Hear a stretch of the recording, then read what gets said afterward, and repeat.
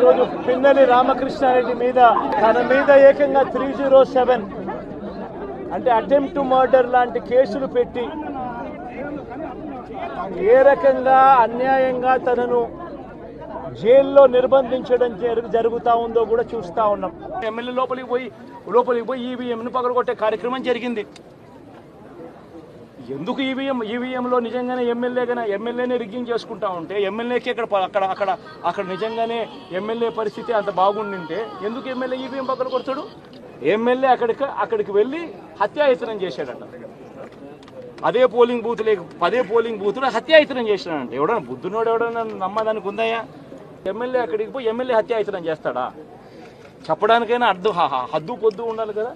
ఆ మనిషి మంచోడు కాబట్టి గెలుస్తూ వచ్చాడు. ఆ మనిషి మంచోడు కాబట్టి ప్రజలు ఆశీర్వదిస్తూ వచ్చారు.